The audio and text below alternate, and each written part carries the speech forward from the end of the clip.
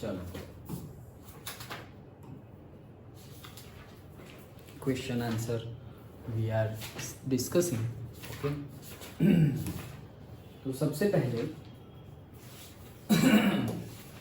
इन text question से start करते हैं। Chapter number 2 already we have discussed in detail. Okay, हमने अच्छे से डिस्कस किया है, पूरा अभी लेटेस्ट में ही किया था। नाउ उसके क्वेश्चन आंसर जो बाकी है वो देखते हैं। सबसे देखो, सब कुछ हमने पढ़ा हुआ ही है, so we are not going in understanding the concept. Understand हमने ऑलरेडी कर लिया है, लेकिन किसका, हाँ कुछ नई चीजें होगी जो सपोज चैप्टर में नहीं आई होगी, तो वहां पे हम थोड़ा रुक के थोड़ा डिटेल स्टडी। अदरवाइज जो अंडरस्टैंड कर ही लिया है, जैसे प्योर सब्सटेंस क्या है, सॉल्यूशन क्या है, सॉल्वेंट क्या है, मिक्सचर क्या है, होमोजीनियस क्या है, हेट्रोजीनियस क्या है, सॉल्यूशन, कॉलॉइड, सस्पेंशन, ये सब कुछ हमने डिस्कस किया है। सो उसमें हम फिर ज्यादा टाइम नहीं देंगे। देखो क्या है, what is meant by pure substance. तो भाई अगर तुम्हें 1 मार्क में पूछे तो डायरेक्टली सिर्फ एक ये पहला सेंटेंस लिख लो, आंसर इज ओवर। 2 मार्क्स में या 3 मार्क्स में पूछे, then you have to see, then you have to write down a pure substance means that it contains only one part or say one kind of the matter। एक ही type के सारे ही अंदर के matters हो तो वो क्या है हमारा pure substance. As a result, particles of a pure substance have the same characteristics property irrespective of its source। इसीलिए सारे पार्टिकल्स एक ही टाइप के हैं, तो इसीलिए उनका सोर्स कोई भी हो लेकिन उनकी कैरेक्टरिस्टिक सेम जैसी होगी। जैसे कि हमने पानी का एग्जांपल लिया था कि गटर में से उठाओ, नल में से निकालो, रिवर में से लो, कहीं से भी लो, लेकिन पानी तो पानी ही है, H2O तो H2O ही है। वो तो भाई तुम जो भी हम पानी का यूज कर रहे हैं वही पानी का यूज करेंगे हम। समझ में आया? तो वो कैरेक्टरिस्टिक्स उसकी वही है, इररिस्पेक्टिव सोर्स कोई भी हो, इररिस्पेक्टिव ऑफ द सोर्स, लेकिन वो वही है। For example, pure sugar, whether you get it from sugarcane or say sugar beet, it has some characteristics। some नहीं है, ये same है। ओके, तो बोल रहे हैं कि अगर सुगर हम ले तो सुगर को हम प्योर सब्सटेंस लेते थे, याद है? सुगर को, सॉल्ट को हम प्योर सब्सटेंस लेते थे। तो भाई ये जो सुगर है उसको हम प्योर सब्सटेंस लेते हैं, कहीं से भी आया हुआ हो। सपोज सुगर केन के जूस में से जो सुगर बनाते हैं वो हो, या शुगर बीट्स भी होता है, तुमने शायद नहीं देखा होगा sugar beets. Sugar beets it's like से मूली तो देखा होगा, या कैरेट तो देखा होगा। कैरेट कैसे ऐसे जमीन के नीचे ऐसे होता है और जमीन के ऊपर ऐसे ऐसे ऐसे पत्ते होते हैं ऐसे, लेकिन पूरा होता तो है क्या, जमीन के नीचे ऐसे, राइट? कैरेट तो उसके जैसा ही कैरेट है, बीट है, उसके जैसे ही प्लांट होता है, दैट इज शुगर बीट्स। बहुत मीठा लगता है, बहुत मीठा, लेकिन हम नहीं खाते हैं। ओके, क्योंकि उसको हम उगाते ही नहीं है, हम तो डायरेक्टली शुगर केन वाली ही ज्यादा यूज करते हैं। बट इसमें से भी शुगर बनती है, brown sugar, different different type of sugar इसमें से बनती है। बट हम देखने जाते हैं क्या कि शुगर कहाँ से बनी है, शुगर केन में से बनी है। जैगरी है जो गुड़ है वो भी बनेगा तो शुगर केन जूस से। ओके, तो शुगर बीट से कहाँ से बनी है हम देखने नहीं जाते, प्योर सब्सटेंस ही है, टेस्ट उसकी कैरेक्टरिस्टिक सेम है। Like it. Further, since pure substance contain only one kind of matter, therefore its chemical constituents cannot be separated by any physical process। तो ये भी एक कैरेक्टरिस्टिक्स हमने देखी थी क्या, कि ये प्योर सब्सटेंस है, इसीलिए उसके जो केमिकल कॉन्स्टिट्यूएंट्स है, केमिकल कॉन्स्टिट्यूएंट्स उनको फिजिकल प्रोसेस से अलग नहीं किया जा सकता। जैसे कि पानी है H2O प्योर सब्सटेंस, तो उसके केमिकल कॉन्स्टिट्यूएंट क्या है, हाइड्रोजन और ऑक्सीजन। अभी तुम केमिकल रिएक्शन करके हाइड्रोजन ऑक्सीजन को अलग कर सकते हो, लेकिन कोई फिजिकल रिएक्शन थ्रू हाइड्रोजन और ऑक्सीजन को अलग कर सकते नहीं। जैसे इवापोरेशन करोगे तो हाइड्रोजन ऑक्सीजन दोनों ही चला जाएगा। ओके, कंडेंसेशन करोगे तो दोनों ही आ जाएगा, कोई एक आएगा एक जाएगा, ऐसा हो सकता नहीं है। तो बाय एनी फिजिकल प्रोसेस जो हमारे कॉन्स्टिट्यूएंट है उनको चेंज किया जा सकता, मतलब उनको सेपरेट किया जा सकता नहीं है का प्योर सब्सटेंस। जैसे कि यहाँ पर गिवन है sodium chloride, that is NaCl, मतलब नमक। तो भाई नमक जो है वो प्योर सब्सटेंस है, शुगर प्योर सब्सटेंस है, पानी प्योर सब्सटेंस है। अब केमिकल प्रोसेस थ्रू तुम Na और Cl को अलग कर सकते हो, बट फिजिकल प्रोसेस थ्रू नहीं कर सकते। Sodium and chlorine can not be separated by any physical process. Simple. Okay चलो नेक्स्ट इंपॉर्टेंट क्वेश्चन देखो, मैंने यहाँ लिखा हुआ है sugar beet is a plant whose root contains a high concentration of the source sucrose and which is grown commercially for sugar production। sugar production के लिए उसे ग्रो किया जाता है। जैसे सुगर केन को प्रोड्यूस कर रहे हैं वैसे ही सुगर बीट्स को भी प्रोड्यूस करते हैं क्योंकि उसमें से सुगर मिलती है। Understood? Okay, information point of view है। एग्जाम में वो नहीं आएगा कि सुगर बीट क्या है, लेकिन तुम एग्जांपल दे सकते हो कि सुगर बीट का एग्जांपल तुम यू कैन गिव कि वो उसमें से जो रिसोर्स कुछ भी हो, लेकिन अगर हमारी शुगर बन रही है तो वो प्योर सब्सटेंस है, like that. Next again important questions, list the points of difference between the homogeneous and heterogeneous mixture. Already we have discussed, फिर से अगेन फास्टली रिवीजन कर लेते हैं। The composition of a homogeneous mixture is the same throughout. Composition जो होगा वो क्या होगा, सेम थ्रू आउट हो जाएगा। For example, if you make a solution of sugar in water and taste it by taking a spoon full of solution either from the surface or from somewhere underneath the surface, it tastes equally sweet। मतलब क्या बोल रहे हैं कि अगर तुमने sugar का solution बनाया, पानी लिया, एक चम्मच शुगर लिया, उसको सॉल्युबल डिसॉल्व कर दिया, उसको पूरा डिसॉल्व अच्छे से कर लिया, अब तुम उसको ऊपर से टेस्ट स्पून लेके टेस्ट करो या नीचे से कहीं से उठा के या बीच में से कहीं से उठाओ, टेस्ट सेम जैसा ही आएगा। ऐसा तो नहीं कि ऊपर से ज्यादा मीठा नीचे से थोड़ा कम मीठा, ऐसा कुछ आएगा नहीं। तो वही है हमारा होमोजीनियस सॉल्यूशन। लेकिन हेटेरोजीनियस में ऐसा होता नहीं है। जैसे कि कर्ड, ओके, कर्ड देखना, जैसे पानी होता है कहीं पे थिक होता है, तो तुम कहीं और से ले लोगे तो खट्टा ज्यादा लगेगा, कहीं और से लोगे तो खट्टा कम लगेगा। तो it is not a homogeneous, it is heterogeneous. Okay, so the composition of the heterogeneous mixture is not the same throughout। for example, if we prepare a mixture of starch and sugar, याद रखना क्या, starch और sugar को mix कर दिया, by thoroughly grinding it and taste it, thoroughly grind कर लिया है, लेकिन फिर भी स्टार्च जो होता है ना वो थोड़ा थिक होता है, जैसे अभी मैंने दही का एग्जांपल दिया ना, कर्ड का, वैसे होता है, तो वो पूरी तरह से मिक्स नहीं होगा। and taste it by picking up a few particles from the various portions of the mixture, it will not have the same sweetness। कि भाई उसकी सेम स्वीटनेस आएगी। पक्का?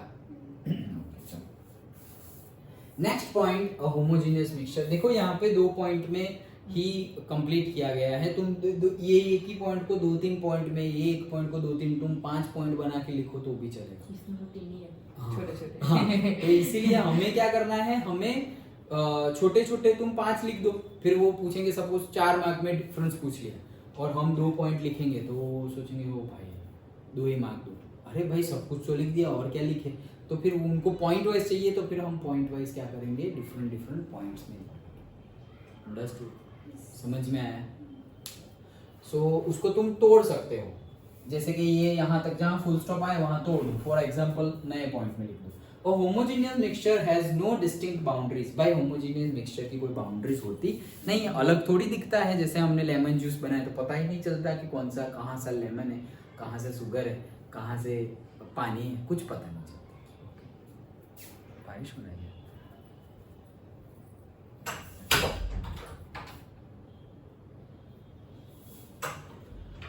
हाँ, so it consists of only one phase which may be solid, liquid or gaseous। उसका क्या है, एक ही फेज होता है होमोजेनियस का, या तो सॉलिड या लिक्विड या gas. Okay, for example alloy such as brass. तो जो ब्रास है वो ब्रास में कॉपर ज्यादा होता है और थोड़ा बहुत जिंक होता है, दैट इज दी वो मिक्सचर है। ये सब क्या है, ब्रास, कॉपर, जिंक, वो सब मेटल्स, नॉन मेटल्स में हम आगे पढ़ेंगे। ओके, तो zinc and copper, okay, 30% 70% is a homogeneous mixture in the solid state. तो सॉलिड स्टेट में होमोजेनियस मतलब ब्रास का, जैसे कि ब्रास का जनरली वो मंदिर में जो बेल होता है, ओके, वो है पर्टिकुलर टाइप ऑफ जो टैप होते हैं, नल, वो होते हैं, भगवान की मूर्तियां होती है ब्रास की। ओके, तो वो कोई एलिमेंट नहीं है, लेकिन कोई एक वो मेटल डायरेक्टली नहीं आया, 2-3 मेटल, ये 2 मेटल कॉपर और जिंक को इकट्ठा करके वो बनाया है। हाँ, कह सकते हैं। समझ में आया? वही पीतल, हिंदी में उसको पीतल बोलते हैं। Okay, a solution of sugar or common salt in water is a homogeneous mixture in the liquid state। अच्छा, Similarly, a solution of water in alcohol is a homogeneous mixture in liquid state. Pure air without dust particles and suspended impurities is a homogeneous mixture in the gaseous state. तो भाई जैसे कि तुम पानी में sugar डाल दिया, dissolve कर दिया, तो वो होमोजीनियस मिक्सचर है लिक्विड स्टेट में. अल्कोहल में तुमने कुछ डाल दिया, फिर मिक्स कर दिया, तो वो भी होमोजीनियस मिक्सचर है लिक्विड में. वैसे ही जो एयर है, कौन सी एयर? जिसके अंदर डस्ट और सस्पेंडेड पार्टिकल्स, इंप्योरिटीज, बड़ी बड़ी इंप्योरिटीज और पार्टिकल्स, डस्ट नहीं है, वैसी एयर को होमोजीनियस एयर बोल सकते हो, सारी एयर को नहीं. तो ये ट्रू और फॉल्स में आए तो तुम देखना कि एयर तो लिखा है, लेकिन कौन सी एयर लिखा है. जब सिर्फ एयर लिखा हो तो उसको होमोजीनियस में डाल देना, लेकिन ऐसा लिखा हो कि एयर विथ डस्ट पार्टिकल्स और से डस्ट पार्टिकल्स और सस्पेंडेड पार्टिकल्स, तो वो क्या आएगा फिर? वो एयर होमोजीनियस नहीं है, वो क्या है? हेट्रोजीनियस. तो देखो, heterogeneous mixture has a distinct boundaries of separation. भाई यहाँ पे बाउंड्रीज दिखती है, अलग अलग दिखता है, उसको हेट्रोजीनियस बोलते हैं. जैसे आइसक्रीम ले लिया तुमने, तो आइसक्रीम कैसा मिक्सचर होगा? हेट्रोजीनियस मिक्सचर होगा. उसमें दिखेगा भाई कि भाई ये देखो, यहाँ पे थोड़ा काजू डाला हुआ है, यहाँ पे आलमंड है, यहाँ पे क्रीम है, यहाँ पे थोड़ा पानी है, यहाँ पे मिल्क है, दिखता है हमें. जैसे कर्ड में ये पानी है, ये थिक है, दिख रहा है. ओके, तो physical separation is there. It consists of two or more phases which can either be solids or liquid but not gaseous. तो भाई heterogeneous mixture में solid होता है, liquid होता है, या solid liquid का mixture होता है, but gaseous नहीं होता. For example, iron fillings, ये तो हमने देखा ही था. Iron fillings that is greyish in color and sulfur powder that is yellow on mixture form heterogeneous mixture, greyish yellow. तो भाई iron fillings जो लोखंड है, उसकी जो छोटे छोटे टुकड़े होते हैं वो, और दूसरा हमने लिया है क्या? सल्फर का पाउडर जो येलो कलर का होता है. वो दोनों को मिक्स करोगे हम लोग, तो हमें पाउडर दिखाएगा. अभी अंदर दिखेगा कि थोड़े येलो पार्टिकल्स दिख रहे हैं, थोड़े ग्रेइश पार्टिकल्स दिख रहे हैं. लेकिन अगर तुम माइक्रोस्कोप में देखोगे तो एग्जैक्टली देख सकते हो कि ये येलो है, ये, तो मतलब तुम फिजिकली देख सकते हो कि ये अलग है, ये अलग है, लाइक दैट. लेकिन अगेन, जैसे कि तुम फेरस सल्फेट FeSO4 बना दो, ये फेरस है और सल्फर है, उसको तुमने अलग एसिड मिक्स किया है, तो फिर वो क्या है? Heterogeneous mixture. लेकिन उसको तुम गर्म कर दोगे तो वो सॉल्यूशन, वो एक पर्टिकुलरली क्या बोल सकते हैं, कंपाउंड बन जाएगा, FeSO4 बन जाएगा. That is again not heterogeneous. वो क्या बन जाएगा? होमोजीनियस जैसा बन जाएगा. अंडरस्टूड? ओके. तो देखना है, यहाँ पर तो सिर्फ मिक्सिंग करने को ही बोला है. When we examine this mixture under microscope, we clearly see that every small portion of the mixture consists of two solid phases, one greyish, another is yellowish. Similarly, a mixture of oil in water is a heterogeneous mixture. Oil और water heterogeneous ही तो है, क्योंकि हमें पता है oil ऊपर रह जाता है, वाटर नीचे रह जाता है, like that. One of the oil and other the water. In other words, oil in water has a distinct boundary separating oil from water. Simple. Okay. सारे ही क्वेश्चन आंसर सिंपल ही है. कई जगह पे तुम्हें सिर्फ थोड़ी ध्यान देने की जरूरत पड़ेगी. नेक्स्ट है हमारा question, differentiate between homogeneous and heterogeneous systems with example. अभी जो हमने देखा वही है, अभी वही तो देखा, होमोजीनियस और हेट्रोजीनियस, वही same answer. Then next, how are solute, solution, suspension different from each other. तो भाई कैसे ये लोग अलग अलग हैं? तो भाई अलग अलग ही है ना. क्यों? सॉल्यूट जिसको हम डिसॉल्व करते हैं वो सॉल्यूट है. सॉल्यूशन मतलब सॉल्यूट को सॉल्वेंट के अंदर डिसॉल्व करते हैं और जो बना वो सॉल्यूशन है. And suspension in the sense वैसा कुछ सॉल्यूट डाला तुमने जो एक्चुअली डिसॉल्व हो ही नहीं रहा है. जस्ट लाइक पानी के अंदर सैंड डाल दिया तो अब वो डिसॉल्व होगी नहीं, तो ये बना वो भी मिक्सचर है, बट ये कौन सा है? सस्पेंशन है. ओके.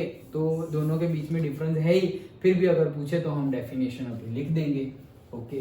तो डेफिनेशन देखिए उसकी तीनों की, तो क्या लिखेंगे हम?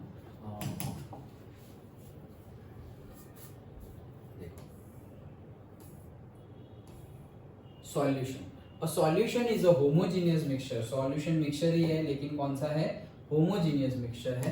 Okay.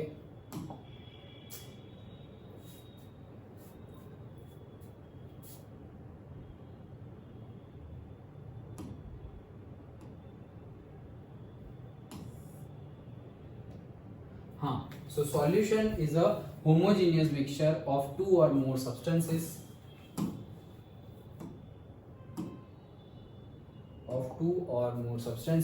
the major component of the solution is called solvent. जो ज्यादा होता है वही solvent होता है और जो कम होता है वो solute होता है. Depending upon whether the solvent is solid, liquid or gas, the solution are classified as solid, liquid or gaseous solution. Solvent क्या है? ज्यादा क्वांटिटी में जो होगा उसको हम क्या बोलेंगे, वही मेन सॉल्यूशन का टाइप होगा. मतलब सॉलिड के अंदर सॉलिड, सॉलिड के अंदर लिक्विड और सॉलिड के अंदर गैस. तो ये तीन टाइप के सॉल्यूशन बन गए. वैसे ही लिक्विड के भी बनेंगे, लिक्विड के अंदर सॉलिड, लिक्विड के अंदर लिक्विड और लिक्विड के अंदर गैस. वैसे ही गैस के भी तीन बन जाएंगे. So thus there are all 9 types of binary solution. तो सॉल्यूशन कितने टाइप पे बन सकते हैं? 9 टाइप के बाइनरी सॉल्यूशन बन सकते हैं. ओके, देन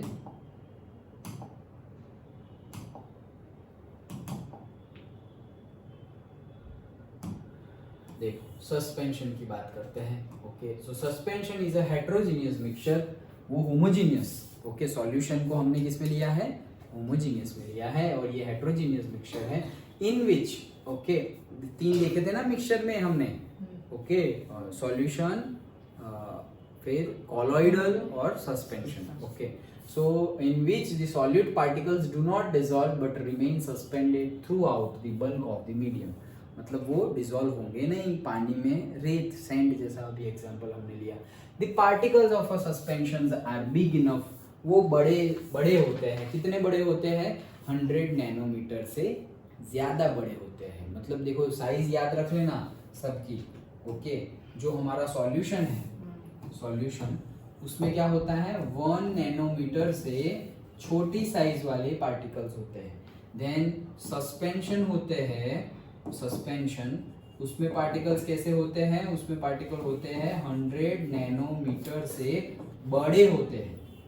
100 नैनोमीटर से बड़े. और ये दोनों के बीच में, मतलब 1 नैनोमीटर से ले करके पार्टिकल्स यहाँ पर 100 नैनोमीटर के बीच में होंगे तो वो क्या बन जाएगा?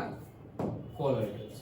ओके, सो सॉल्यूशन 1 नैनोमीटर से कम, फिर 1 नैनोमीटर से 100 नैनोमीटर के बीच में होगा तो कॉलॉइडल, और 100 नैनोमीटर से भी ज्यादा होगा तो सस्पेंशन. तो ये लिखा हुआ ही है greater than 100 nanometre. Understood? Okay, for example lime water used for white wash is a suspension of calcium hydroxide in water. तो ये याद रख लेना क्योंकि ये एग्जांपल वापस तुम्हें एक्सरसाइज में पूछा गया है कि भाई जो लाइम वाटर है जिसको हम बोलते हैं वाइट वॉश, जो यूज होता है वाइट वॉश के लिए, वो क्या है? तो वो एक सस्पेंशन है. सस्पेंशन मतलब हेट्रोजीनियस मिक्सचर है of calcium hydroxide in water. तो calcium hydroxide, okay, CaOH twice, calcium hydroxide in water वाला मिक्सचर है. अंडरस्टूड? ओके, चलो, तो ये हमने सॉल्यूशन के बारे में पढ़ा.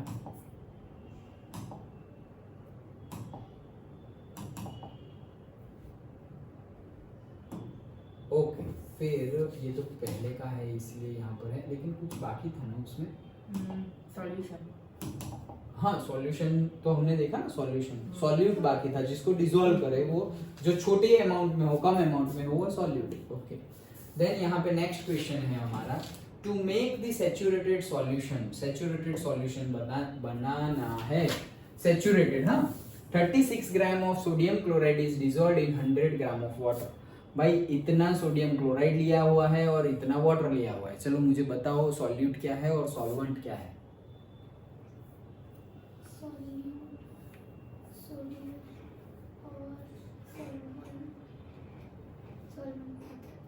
जो कम हो वो सॉल्यूट, ज्यादा हो वो सॉल्वेंट. तो ये ज्यादा है तो सॉल्वेंट, ये है solute. At 293 kelvin, find its concentration at its temperature. तो ये टेम्परेचर पे उसका क्या फाइंड करना है? कॉन्सेंट्रेशन फाइंड करना है. ये यहाँ मैंने ही क्रॉस लगाया है. क्यों लगाया हुआ है? क्योंकि यहाँ पे लिखा है concentration means amount of the solute dissolved in 100 gram of solvent, which is wrong. concentration means amount of the solute dissolved in 100 gram of solution आएगा. ओके, तो इसीलिए here 36 gram of dissolved in therefore concentration of the solution is 36 ग्राम पर 100 gram of water. तो ये हम नहीं लिखेंगे, हमारी बुक में हमने 3 फॉर्मूलाज पढ़े थे, mass by mass concentration, mass by volume and volume by volume. यहाँ पे हमें दोनों मास गिवन है, हमने एक न्यूमेरिकल भी किया था, तो उसके हिसाब से ही हम यहाँ कॉन्सेंट्रेशन फाइंड करेंगे।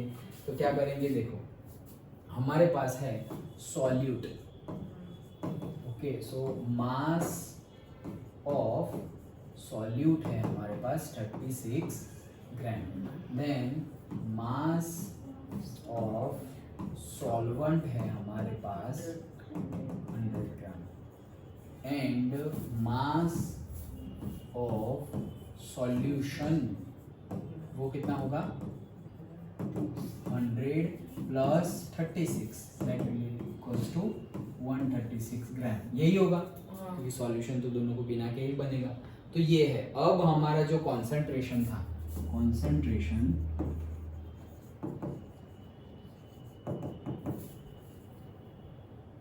मास बाय मास परसेंटेज में कितना होगा, ऊपर क्या रहता था सॉल्यूट का मास, तो सॉल्यूट का मास कितना है 36, नीचे क्या रहता था solution, that is 136 multiplied by 100, so that will be our answer. जो भी आंसर आए वो तुम्हें लिख देना है, ओके। सो से यहाँ अगर हम काटे तो ये कितना हो जाएगा 18, ओके, और यहाँ पे जाने दे तो क्या हो जाएगा 18 एंड 50 68,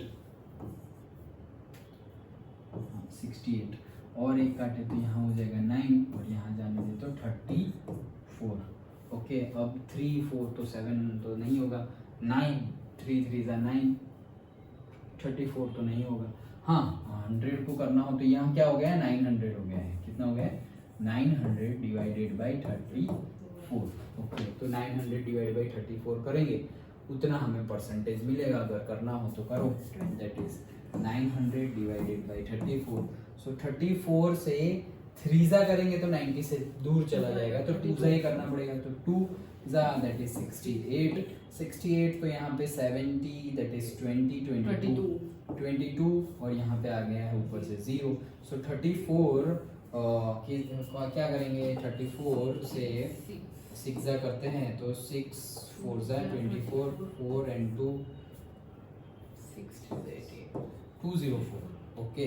सो 204 आया तो वही आ जाएगा 34 6 जा 204, तो कितने बचे 16, यहाँ पे एक पॉइंट यहाँ पर एक 0, सो 34 अभी 6 जा था 160 है तो 4 जा कर देते हैं, 34 4 जा 136, 136 में एक ऐड कर देंगे तो 140, हाँ तो ज़्यादा ही हो जाएगा तो 4 जा तो 26.4, तो हमारा कॉन्सेंट्रेशन कितना आया 26.4%। इसमें 7 किस में 26.47 है।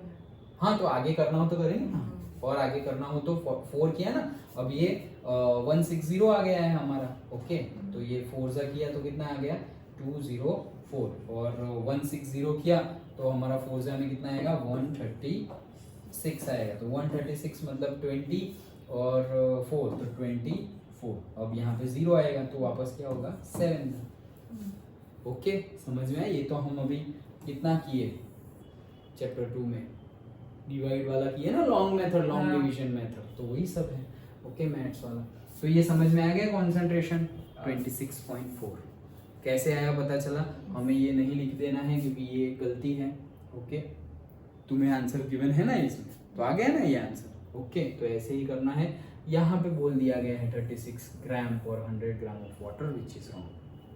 तो जैसे बुक में हमें गिवन था वैसा ही न्यूमेरिकल जैसा ही है, लिख देना है मास of solute solvent and solution, सबका मास पता है तो मास बाय मास कॉन्सेंट्रेशन हम निकाल देंगे, अंडरस्टूड, कोई डाउट?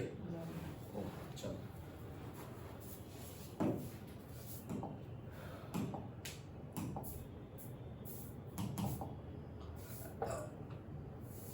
हाँ, तो नेक्स्ट देखते हैं 6 7 8, अभी 9th हम देखते हैं,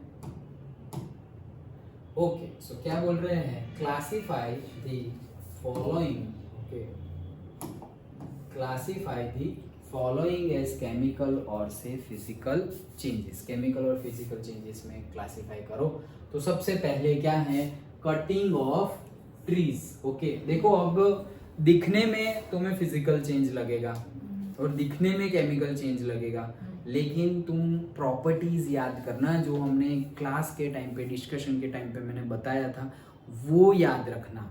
क्या याद रखना, जैसे केमिकल चेंजेस होते हैं तो उसमें नए प्रोडक्ट्स बनते हैं, नई चीज़ें बनती है। ओके, तो जब नई चीज़ें बने तो वो क्या है, केमिकल चेंज। ये एक उसकी कैरेक्टरिस्टिक्स हो गई। ओके, फिर जो जनरली क्या होता है कि जो फिजिकल चेंज होता है वो रिवर्सिबल होता है। मतलब कि पानी है, पानी को तुमने बॉईल कर दिया तो वो स्टीम बन गई। ओके, तो ये फिजिकल चेंज है। क्यों? क्योंकि अब वापस स्टीम को तुम ठंडी कर दोगे, कंडेंसेशन कर दोगे तो वो वापस वाटर बन जाएगा। सो नए प्रोडक्ट्स बनते हैं, केमिकल चेंजेस जनरली रिवर्सिबल होती है, फिर से वो चीज़ बन सकती है तो वो क्या हो जाएगा, फिजिकल चेंज। और अगर फिर से वो चीज़ बन सकती नहीं है, पहले जैसा नहीं हो सकता, तो वो क्या हो जाएगा, केमिकल चेंज। जैसे कि तुम कागज को जलाओ तो कागज को जलाओगे तो पहले जैसा वापस हो जाएगा? कभी भी कैसे हो सकता है क्या? वो ऐश को इकट्ठा करो फिर कुछ केमिकल रिएक्शन करो तो कागज बन जाएगा? उसका नहीं बनेगा। वो क्या है, केमिकल चेंज। वो पर्सपेक्टिव से यहाँ पर आंसर देना, अदरवाइज गलत होने के चांसेस बहुत ज्यादा है। तो कैरेक्टरिस्टिक्स याद रखना, ना कि जो डायरेक्टली दिखाई दे रहा है। ऐसे भी बहुत सारे होंगे जो दोनों में आएंगे, फिजिकल में भी और से केमिकल में। अंडरस्टूड? ओके, तो देखो सबसे पहले है कटिंग ऑफ ट्रीज। तो कैरेक्टरिस्टिक्स ही याद रख लो। जैसे कि ट्रीज को कट करेंगे तो वो रिवर्सिबल प्रोसेस है या इरिवर्सिबल प्रोसेस है? इरिवर्सिबल है ना, कट कर दिया, आप तुम बोलो कि जब वापस लगाओ, थोड़ा फेविकोल लगाओ और लगा दो, होगा क्या? वो तो अंदर केमिकल रिएक्शन लगा भी दिया तुमने, ट्री खड़ा भी रह गया, लेकिन अंदर जो केमिकल रिएक्शंस होनी चाहिए थी वो होगी क्या? वो नहीं होगी। ओके, एकदम तुमने काट दिया है तो नहीं होगी, लेकिन पर्टिकुलर प्लांट्स में ये चीज भी होती है।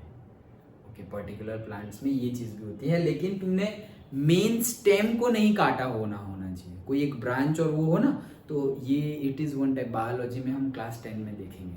ओके, तो ये पर्टिकुलरली इसको ऐसे भी डेवलप किया जाता है। जैसे कि तुम देखना कई सारे ऐसे प्लांट्स हैं जिसका तुमने मतलब ऐसे डाली वाली काटी और कहीं और जाके लगा दिया ना, तो थोड़े दिन में वहां से होने लगेगा।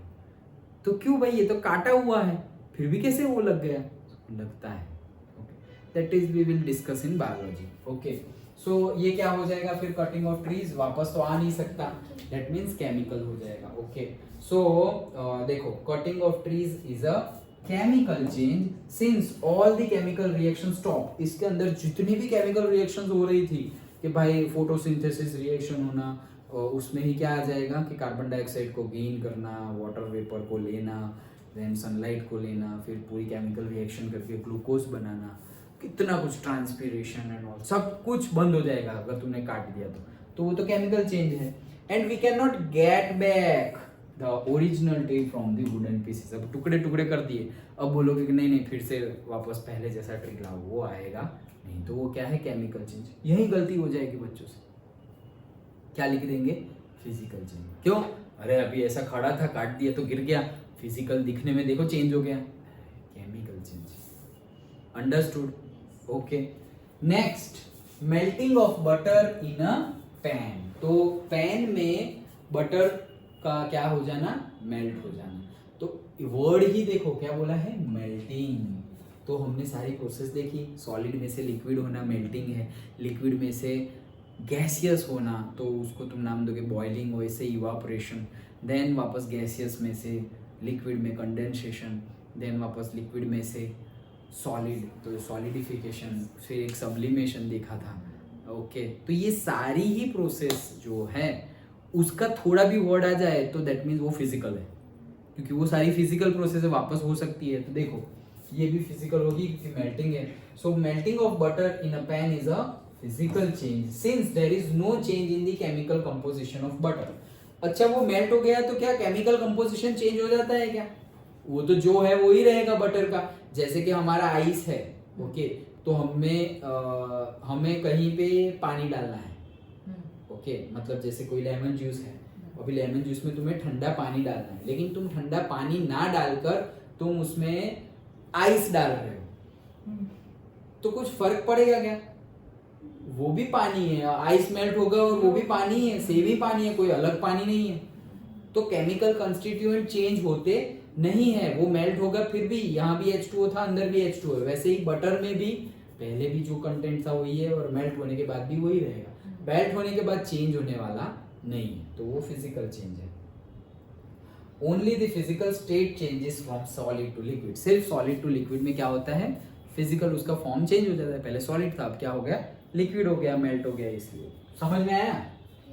देन रस्टिंग ऑफ अलमीरा, तो अगेन ये केमिकल चेंज है, जो जंग लगना बोलते हैं हम, कि कहीं गाड़ी पे साइकिल पे जंग लग गई, अब तुम बोलोगे कि अच्छा जंग लग गई, अब पहले जैसा हो जाना चाहिए, होगा क्या?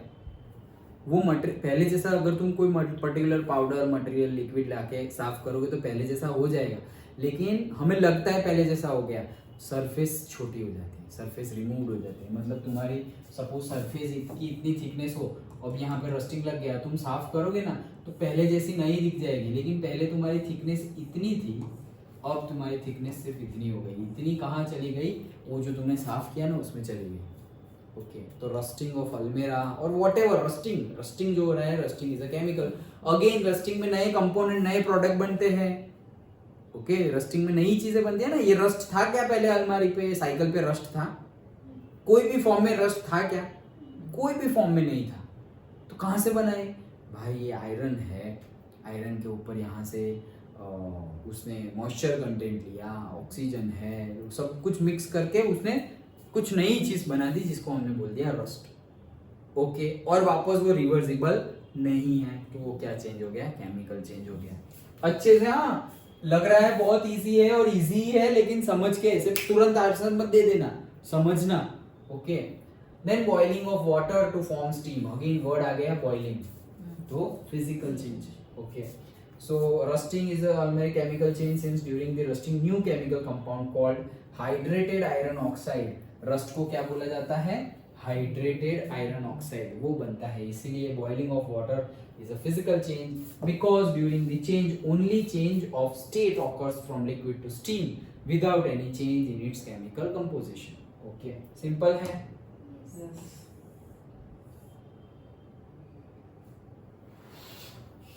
चलो नेक्स्ट क्या बोल रहे हैं? Passing electric current through water and the water breaking down into hydrogen and oxygen gases. जैसे मैंने बताया कि तुम कोई भी फिजिकल प्रोसेस करोगे तो पानी को अलग कर सकते, पानी के केमिकल कॉन्स्टिट्यूएंट जो H2O है उसको अलग कर सकते नहीं है कोई भी फिजिकल प्रोसेस से। ओके, फिजिकल प्रोसेस से H2O और O को अलग अलग कर सकते नहीं है, तो वो फिजिकल प्रोसेस तो नहीं है, क्योंकि नहीं कर सकते इसलिए नहीं है। लेकिन यहाँ पर क्या बोल रहे हैं? कर सकते हैं। कैसे कर सकते हैं? पासिंग इलेक्ट्रिक करंट, कि भाई पानी है उसमें से करंट पास किया पानी में से, तो क्या हो गया? ब्रेकिंग दी वाटर, वाटर को ब्रेक कर दिया into hydrogen and oxygen gases. तो पानी जो है H2O है, हाइड्रोजन ऑक्सीजन से पानी बना है, तो अब हाइड्रोजन और ऑक्सीजन को अलग कर दिया। हमने क्या बोला? कोई भी फिजिकल प्रोसेस से पानी को H2O को H2 और O2 में अलग कर सकते नहीं है, लेकिन यहाँ पे कर सकते हैं। कब? पानी में इलेक्ट्रिसिटी पास कर कर। तो ये कौन सी रिएक्शन हो जाएगी? केमिकल। फिजिकल नहीं है तो क्या कौन सी होगी? केमिकल। सिंपल। ओके, समझ लो, रटना नहीं है, समझ लो। Okay, so passing of electrical energy through water to form hydrogen and oxygen is a chemical change since the properties of hydrogen and oxygen are altogether different from those of water, which is neither combustible nor a supporter of combustion, but it actually extinguishes the fire. मतलब क्या बोल रहे हैं कि पहले क्या था? H2O था, उसमें से पानी पास किया तो बना क्या? H2O और O2 बन गया। अब देखो पानी की कैरेक्टरिस्टिक्स क्या है? आग बुझाने के लिए काम आता है। अब जो निकला हुआ है O2, O2 क्या आता है? आग बुझाने के लिए नहीं, आग जलाने के लिए O2 चाहिए। ओके, और H2 तो खुद जलता है, वही फ्यूल है। ओके, तो देखो जो प्रोडक्ट हमें मिला वो और जो हमारे पास जो पहले मटेरियल था वो, उसकी कैरेक्टरिस्टिक्स क्या है? डिफरेंट है। तो वो क्या है? एक केमिकल चेंज है। Okay, next dissolving the common salt in water. Okay, तो कॉमन सॉल्ट इन वाटर को हम कर रहे हैं, तो ये क्या लग रहा है, कौन सा चेंज होगा? सॉल्ट को पानी में क्या कर दिया, मिक्सचर कर दिया। फिजिकल चेंज, फिजिकल चेंज ही है। क्यों? क्योंकि वो सॉलिड फॉर्म में था, उसको तुमने डिसॉल्व करके लिक्विड में कन्वर्ट, मतलब सॉल्यूबल कर दिया, डिसॉल्व कर दिया, तो वो क्या हो गया, फिजिकल चेंज हो गया है। क्यों? अभी वापस यहां पर भी वो लॉजिक लगाओ, क्या फिर से ये रिवर्सिबल है? हाँ, मैंने क्या बोला, फिजिकल प्रोसेस रिवर्सिबल है, केमिकल प्रोसेस रिवर्सिबल नहीं है। इसीलिए बोल रहा हूं, अच्छे से सुनो पहले। फिजिकल प्रोसेस रिवर्सिबल है, जैसे पानी का स्टीम बनाया, स्टीम से वापस पानी बनाया, आइस से पानी बनाया, पानी का वापस आइस बनाया, तो वो रिवर्सिबल है। तो भाई पानी के अंदर सॉल्ट डाला, सॉल्यूशन बना दिया, अब फिर से सॉल्ट और पानी को अलग कर सकते हैं, कर सकते हैं ना, इवापोरेशन कर दो पानी को, तो पानी इवापोरेट हो जाएगा और नीचे क्या रह जाएगा, सॉल्ट। तो अलग अलग हो गया ना पानी और ये, समझ में आया? तो रिवर्सिबल हुआ ना। तो रिवर्स जनरली है, जनरली ऑलवेज नहीं है, ऑलवेज नहीं होगा, फिर एक्सेप्शन आर ऑलवेज देयर। ऐसे ग्लास है भाई, तो ब्रेकिंग ऑफ ग्लास क्या बोलोगे, रिवर्सिबल है या इरिवर्सिबल? बताओ, फिजिकल चेंज है या chemical change? Breaking of glass, glass है मेरे पास, फेंका, टूट गया कांच, ये केमिकल चेंज है या फिजिकल चेंज है? केमिकल, फिजिकल, फिजिकल चेंज है। अब यहां पर तुम्हें वो फंडा नहीं लगाना है, ये एक्सेप्शन है क्या, कि वो रिवर्सिबल होता है। ऑब्वियसली ग्लास टूट जाएगा तो वो रिवर्सिबल तो नहीं है, और फिजिकल चेंज तो रिवर्सिबल होता है। फिर भी ये नहीं है, फिर भी ये फिजिकल चेंज है। क्यों? क्योंकि केमिकल चेंज में क्या होता है, नए प्रोडक्ट्स बनते हैं। इसमें कुछ नया बना क्या, कुछ बना? ये भी कैरेक्टरिस्टिक्स थी ना केमिकल चेंजेस की। फिर आप ऐसा मत बोलना सर कांच के टुकड़े बने वो तो कांच का बड़ा टुकड़ा तो था ही ना, जिसको तुम ग्लास बोलते थे समझ में आया? कुछ भी नया चीज बना, कुछ नहीं बना। सो दोनों तरफ से सोचना है, नई चीज बननी भी चाहिए, at the same time reversible है, इरिवर्सिबल है, वो भी देखना है। तो ये एक्सेप्शन है। जनरली फिजिकल चेंजेस क्या होते हैं, रिवर्सिबल होते हैं, लेकिन ये ऐसा फिजिकल चेंज है जो इरिवर्सिबल है। समझ में आया? जैसे टीयरिंग ऑफ पेपर, ये क्या है बताओ? पेपर को फाड़ना एंड पेपर को जलाना, और नहीं बाद में, पेपर को जलाना भी बाद में। पेपर को फाड़ना क्या है, फिजिकल चेंज या केमिकल चेंज?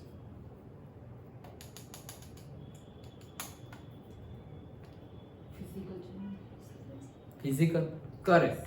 पेपर को फाड़ना फिजिकल चेंज है, उसका शेप चेंज हो गया, उसके डायमेंशन चेंज हो गए, लेकिन पेपर तो पेपर ही है। वापस केमिकल चेंज की प्रॉपर्टीज, नया कुछ बनना चाहिए, नया कुछ नहीं बना, पहले भी पेपर था, अभी भी पेपर ही है। हाँ, उसकी साइज चेंज हो गई, तो वो तो फिजिकल में आता है ना भाई, उसकी लेंथ, विड्थ, हाइट, वो सब फिजिकल पैरामीटर्स हैं।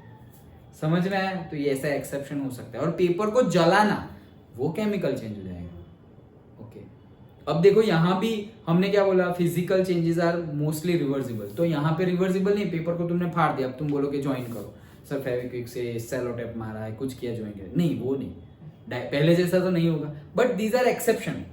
ये क्या है, एक्सेप्शन है, मतलब वो कैरेक्टरिस्टिक फॉलो नहीं कर रहे, फिर भी वो फिजिकल चेंज ही है, फिर भी। समझ में आया? पक्का? ओके, चलो next. Dissolution of common salt in water is a physical change since salt or sugar, okay, can easily be recovered by evaporating the water. Water को evaporate कर देंगे तो क्या हो जाएगा, salt हमें वापस मिल जाएगा। इन्होंने गलती से sugar लिख दिया था, इसलिए मैंने कट कर दिया है। Okay. Then next, making a fruit salad with raw fruits. Okay, तो raw fruits के साथ fruit salad बनाना फिजिकल है या केमिकल है? फिजिकली है। मिक्स हो गए फ्रूट्स अंदर, कैश्यू डाला, आलमंड डाला, कुछ बनाना डाला, सब मिक्स हो गया, कुछ नई चीज बन रही है। वो तो जो है वो है, दूध भी है और वो भी अलग अलग है, तुम खा सकते हो, पी सकते हो, लेकिन सब अलग अलग ही है ना, कोई नई चीज नहीं बनी। जो थी वो सिर्फ मिक्स हुआ है, सिर्फ मिक्स हुआ है, नई चीज नहीं बनी। जैसे शुगर है और सॉल्ट है, अब तुमने दोनों ने लिया, अब मिक्स कर दिया, सब देखो नया बना, क्या बना? Sugar salt. ये क्या शुगर सॉल्ट? शुगर है और सॉल्ट है, कुछ नया कुछ बना नहीं। तो ये भी फिजिकल चेंज है। Okay, so making a fruit salad with raw fruits is a physical change since there is no change in the chemical properties of the fruits but only the physical appearance has changed. Then lastly, burning of paper and wood is a chemical change. ये तो पता ही है, since carbon dioxide, water vapor, smoke and ash which are the products of the combustion cannot be converted back into paper or wood by any physical method. Understood? समझ में आ गया? Sir हाँ इसमें तो कटिंग और ट्री फिजिकल दिखा है। हाँ, तो लेकिन हमने बोला ना केमिकल। ओके, तो उसमें तुम दोनों लिख सकते हो, फिजिकल एंड केमिकल चेंज, दोनों। ओके, क्योंकि उसके डायमेंशन तो चेंज हो गए, बट तुम कैरेक्टरिस्टिक्स को याद करो, कोई नई चीज बनी क्या? कोई नई चीज बने तो वो केमिकल चेंज है। तो उस हिसाब से देखो, यहाँ पर कोई नई चीज बन रही नहीं है। ओके, उस हिसाब से वहाँ कोई नई चीज नहीं बन रही है। और फिजिकल चेंज की बात करें तो दे आर जनरली रिवर्सिबल, लेकिन ये रिवर्सिबल नहीं है। हाँ, तो करेक्ट, हम ये आंसर को यहाँ पे गलत डिक्लेयर करते हैं and we will write cutting of trees. बात तो सही है, सारी केमिकल रिएक्शंस चेंज हो जाएगी, स्टॉप हो जाएगी, लेकिन कटिंग ऑफ ट्री को हम केमिकल चेंज ना बोल के हम क्या बोलेंगे? Physical change. क्योंकि सबसे पहला फिजिकल चेंज की कैरेक्टरिस्टिक्स कि वो जनरली रिवर्सिबल है, ये है रिवर्सिबल नहीं, तो फिजिकल चेंज में वो नहीं आ रहा है, एक्सेप्शन है, फिट नहीं हो रहा है। ओके, केमिकल चेंज का रिएक्शन मतलब कैरेक्टरिस्टिक्स के नई चीजें बनती है, इसमें कुछ नई चीज बनी क्या? तो केमिकल में भी फिट नहीं हो रहा है, फिजिकल में भी फिट नहीं हुआ, केमिकल में भी फिट नहीं हुआ। तो अब देखते हैं कि दिखने में क्या लग रहा है भाई, कोई नई चीज बनी क्या? कोई नई चीज बनी नहीं है। इरिवर्सिबल है, हाँ, उस हिसाब से केमिकल, लेकिन कोई नई चीज बनी नहीं। तो केमिकल के लिए तुम्हें दो चीजें हमेशा ओके, दो चीजें चेक करनी ही पड़ेगी कि कोई नए प्रोडक्ट्स बने हैं, नए प्रोडक्ट्स बने हैं या नहीं, and irreversible,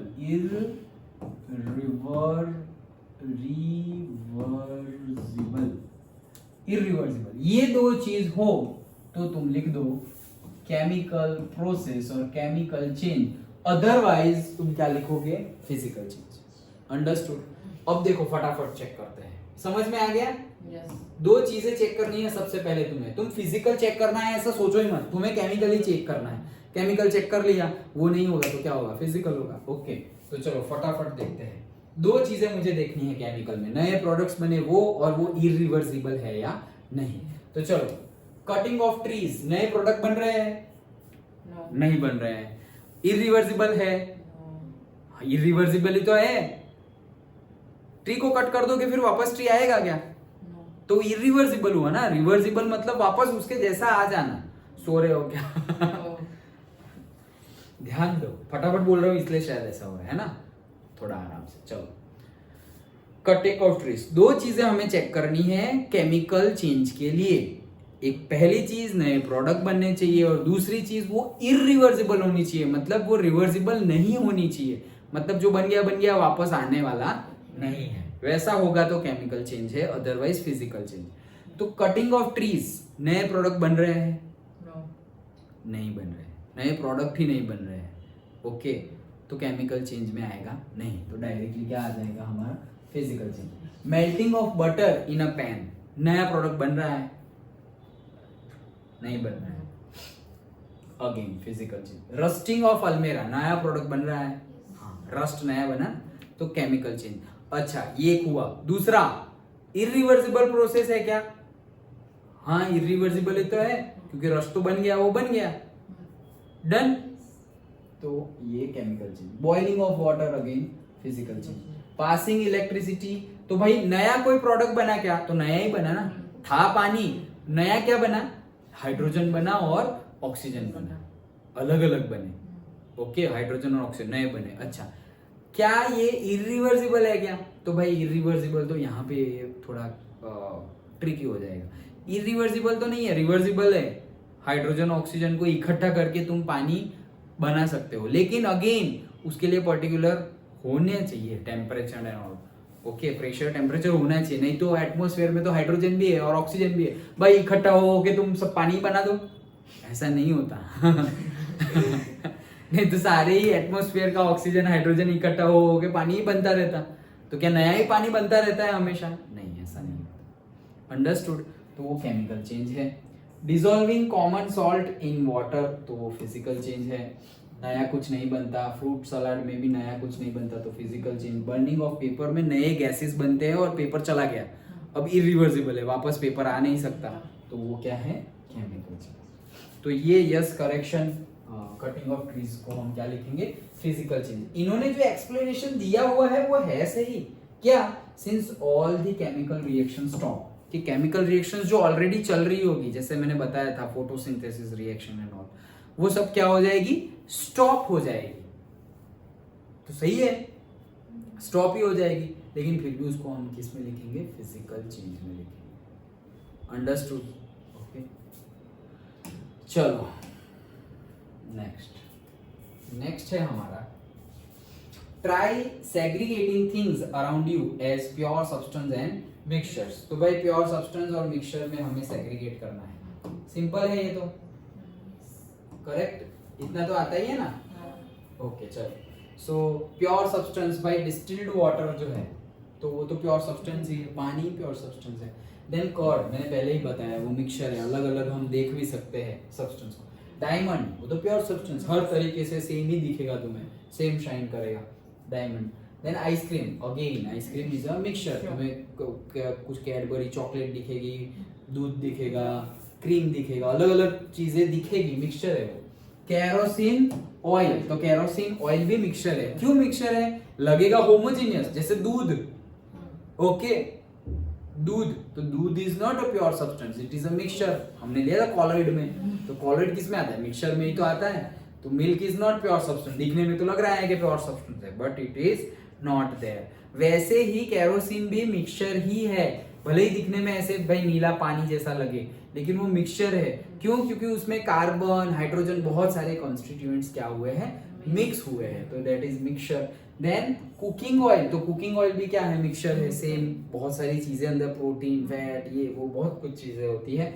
steel again mixture ही है, मेटल है लेकिन मिक्सचर है, सॉलिड है, सॉलिड मिक्सचर है ये steel. Then graphite, graphite pure substance है। Graphite is a form of carbon, जो कार्बन है, जैसे तुम्हारी पेंसिल है, पेंसिल, पेंसिल के अंदर जो जिससे हम लिखते हैं ना काला काला, वो ही है graphite.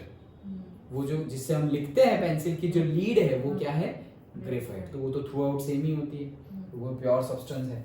Raw rubber, raw rubber मतलब क्या? एकदम जो हमें ट्री में से और वैसे मिले रॉ रबर, तो वो रॉ रबर प्योर सब्सटेंस है, उसमें कोई और भी छेड़खानी हुई नहीं होती है। वल्केनाइज्ड रबर, उसको केमिकली ट्रीट किया जाता है, तो भाई तुमने छेड़छाड़ की, मतलब वो क्या हो गया? मिक्सचर हो गया है। एंड सोल्डर वायर, सोल्डरिंग के लिए एक एक्टिविटी है, जैसे वेल्डिंग कहते हैं ना, वैसे ही सोल्डरिंग एक एक्टिविटी है। जैसे टीवी है, कंप्यूटर है, मोबाइल है, उसमें पर्टिकुलर वायर्स को ज्वाइन करने के लिए एंड ऑल, तो वो सोल्डरिंग करना पड़ता है, तो उसको बोला जाता है सोल्डर वायर। तो सोल्डर वायर क्या है?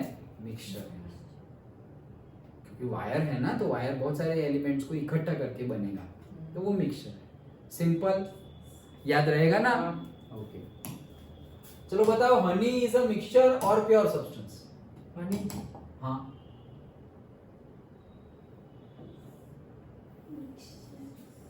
मिक्सचर है।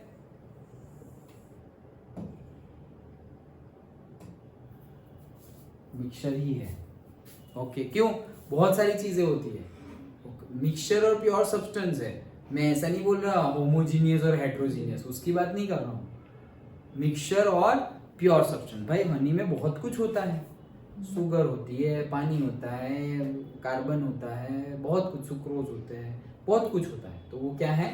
मिक्सचर है। दूध भी मिक्सचर है, हनी भी मिक्सचर है। याद रखना ये एक्सेप्शन है। दूध दूध तो प्योर सब्सटेंस ही है यार। अरे हनी तो प्योर ही है, सब जगह से सेम लगता है, सारे सब में एलिमेंट्स नहीं। समझ में आया? ओके ओके चलो next. Write the steps you would use for making a tea. Tea बना, चाय बनाने हैं। ओके चलो। Use the word solution, solvent, solute, dissolve, soluble, insoluble, filtrate and residue. चलो स्टार्ट करते हैं। Take some water in a kettle, पानी लो, and heat it on a burner, पानी को गर्म करो। चाय बनाना सिखा रहे हैं। To the hot water add some tea leaves, भाई गर्म पानी में थोड़ी चाय पत्ती डालो, टी लीव्स डालो, एंड बॉईल, उसको बॉईल होने दो।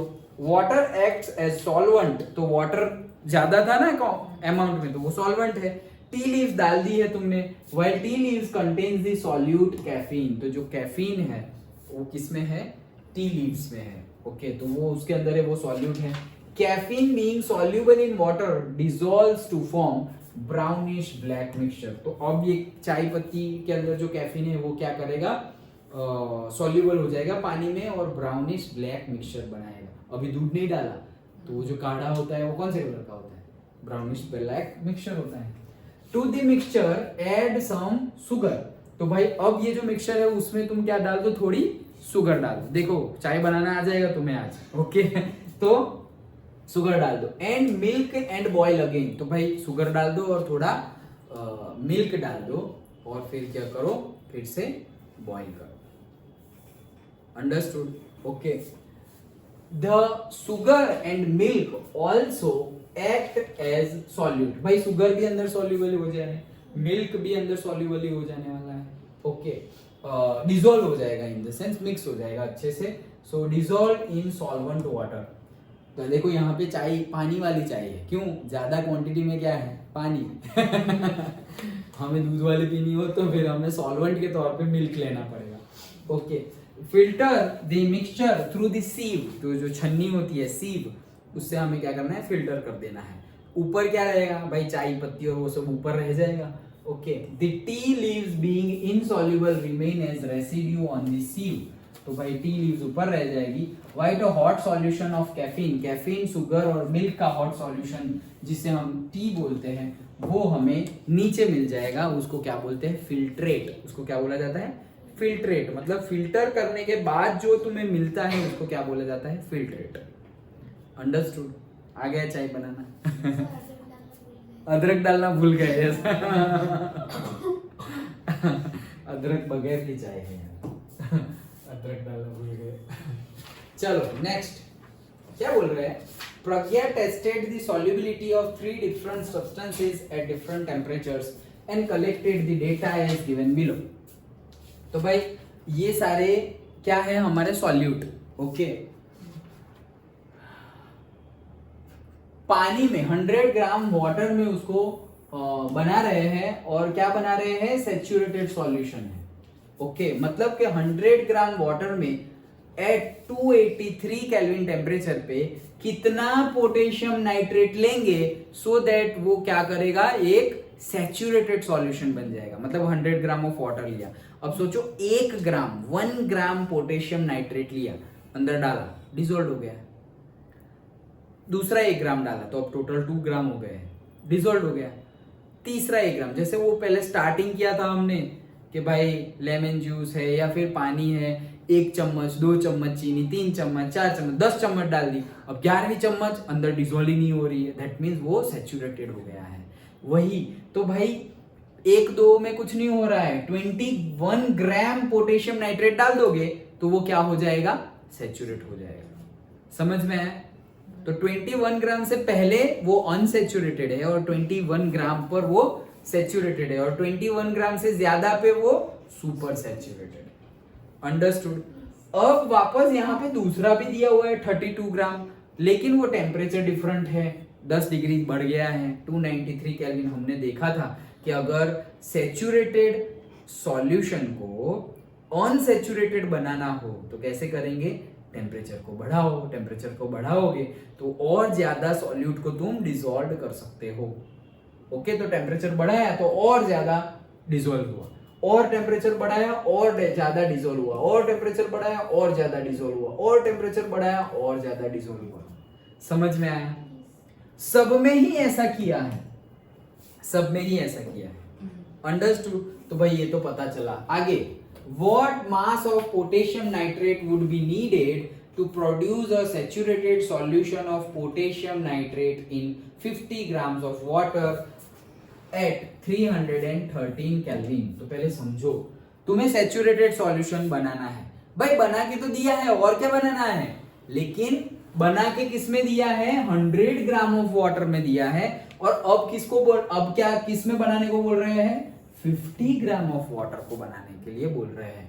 तो सिंपली टेम्परेचर कितना है, 313 केल्विन।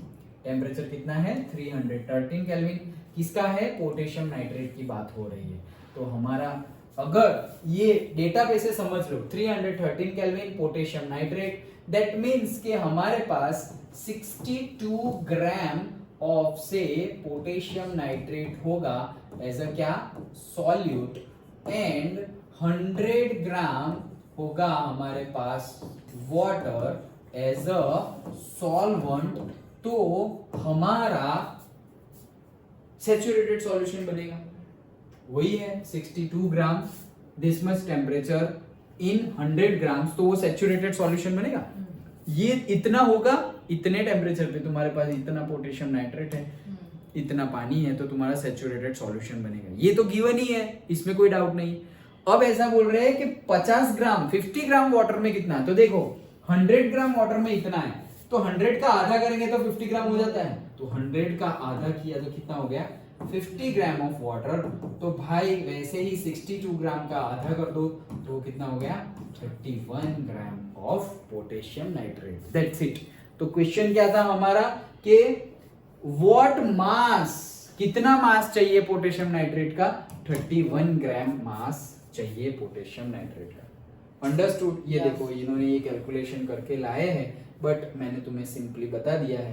तो वैसे ही क्या 50 वही चीज की हुई है, तो ये 52 × 100 और ये 2 31 है। अंडरस्टूड? समझ में आ गया? चलो next question. Pragya make saturated solution of potassium chloride in water at 353। भाई 353 ये रहा, और potassium chloride this one, that means हमारे पास कितना है, 54 ग्राम है। ओके, बनाया उसने, and leaves the solution to cool at room temperature. अब उसको क्या करने दिया, ठंडा होने दिया। इतना है तो वो सैचुरेटेड है, लेकिन अब ठंडा होने दिया। What would she observe as the solution cools, explain. क्या पता चलेगा भाई, भाई ठंडा सैचुरेटेड ऑलरेडी है और अब तुम उसको ठंडा कर रहे हो तो बहुत ज्यादा सॉल्यूट अंदर हो जाएगा। गर्म करोगे तो और सॉल्यूट डाल सकते हो, लेकिन ठंडा करोगे तो सॉल्यूट जमा होने लगेगा, डिपॉजिट होने लगेगा, तो उसके क्या बन जाएंगे, क्रिस्टल्स बन जाएंगे। मतलब तुम अगर सैचुरेटेड सॉल्यूशन है उसको तुम गर्म करोगे तो वो सैचुरेटेड में से अनसैचुरेटेड में चला जाएगा, लेकिन सैचुरेटेड सॉल्यूशन है उसको तुमने ठंडा कर दिया तो वो तो सुपर सैचुरेटेड में चला जाएगा, तो उसके क्या बन जाएंगे, क्रिस्टल्स बन जाएंगे। दैट्स इट, वही लिखना है बैटरी लो। ओके, तो हमें वही लिखना है, क्रिस्टल्स बन जाएंगे। अंडरस्टूड? यस। ओके, सो देखो, when saturated solution of potassium chloride cooled, solubility decreases, solubility decrease हो गई है, इसीलिए as a result amount of potassium chloride which exceeds its solubility at lower temperature separates out as crystals, crystals के तौर पे अलग दिखाई देने लगे। लॉजिकली समझना, याद नहीं रखना है, समझे? ओके, देन नेक्स्ट क्या बोल रहे हैं, find the solubility of each salt at 293 kelvin. कि भाई 293 केल्विन पे, ये 293 पे सॉल्युबिलिटी फाइंड करो सबकी ही 293 पे सॉल्युबिलिटी फाइंड करो। वो तो हमें आता ही है, मास बाय मास। देखो पोटेशियम नाइट्रेट की फाइंड करेंगे तुम, पोटेशियम नाइट्रेट, तो भाई ऊपर क्या लोगे तुम, मास ऑफ द सॉल्यूट, तो भाई है 32, और divide by mass of the solution, तो भाई क्या है 32 एंड 100, तो कितना हो जाएगा 132। तो ये क्या मिल जाएगा, मास बाय मास परसेंटेज मिल जाएगा तुम्हें, 32/132। वैसे ही इसके लिए करोगे तो क्या हो जाएगा 36/136, इसके लिए 35/136, 135 और इसके लिए 37/137, क्योंकि हम क्या कर रहे हैं, मास of solute upon mass of solution.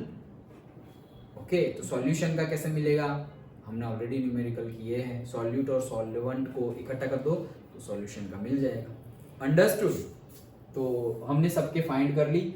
Which salt has the highest solubility at this temperature, ये टेम्परेचर पे हाईएस्ट सॉल्युबिलिटी किसकी है, डायरेक्टली देख लो ना, किस, वो तो तुम्हें जो आंसर आया वो देखने की जरूरत नहीं, टेबल में से भी तुम देख सकते हो कि भाई ये 32 ग्राम डाले तब डाल सकते हैं इतने टेम्परेचर पे, इसको 36 ग्राम डाल सकते हैं, इसको 35 और इसको 37 ग्राम डाल सकते हैं, तो भाई वही सबसे ज्यादा है। तो सॉल्युबिलिटी किसकी ज्यादा है, एमोनियम क्लोराइड की सॉल्युबिलिटी सबसे ज्यादा है। Understood. Okay, and last, what is the effect of change of temperature on the solubility of the salt, जैसे जैसे टेम्परेचर बढ़ाएंगे द सॉल्युबिलिटी विल इंक्रीज, और जैसे जैसे टेम्परेचर डिक्रीज करेंगे the solubility will be increase. Okay, समझ में आया, वही चीज लिख देनी है। In general the solubility of salt increases with the temperature, जैसे जैसे टेम्परेचर बढ़ाएंगे सॉल्युबिलिटी बढ़ेगी, सॉल्युबिलिटी बढ़ेगी मतलब ज्यादा सॉल्यूट डाल सकते हो, और टेम्परेचर घटाएंगे तो सॉल्युबिलिटी डिक्रीज हो जाएगी। ओके, वही चीज लिखनी है। What is the effect of a salt, अच्छा ये जितने भी सॉल्ट गिवन है उसमें टेम्परेचर की क्या इफेक्ट है वो भी बताओ। ओके, टेम्परेचर की ये सॉल्ट में क्या इफेक्ट है वो बताओ। तो देखो सबसे पहला वाला जो है टेम्परेचर बढ़ा रहे हैं तो देखो कहां से कहां चला गया, 21 से कहां चला गया 167, तो भाई बहुत ही ज्यादा सॉल्युबिलिटी बढ़ गई पोटेशियम नाइट्रेट की। देन ये तो भाई 36 ऑलमोस्ट रिमेन कांस्टेंट, 36 तो कांस्टेंट जैसा ही रह रहा है, बहुत ज्यादा टेम्परेचर की इफेक्ट, बहुत ज्यादा क्या हो ही नहीं रही है ऐसा बोल दो। देन 35 40 46 54, थोड़ी बहुत थोड़ी इफेक्ट हो रही है, टेम्परेचर बढ़ा रहे हैं तो थोड़ा बढ़ गया वो। एंड यहाँ पे 24 37 41 56 66, तो मीडियम इफेक्ट हो रही है। यहाँ सबसे ज्यादा इफेक्ट, यहाँ पे मीडियम इफेक्ट, यहाँ पे थोड़ी इफेक्ट, यहाँ पे तो नो इफेक्ट बोल दो, कांस्टेंट ही रह रहा है 36 37। अंडरस्टूड, पक्का। ओके चलो,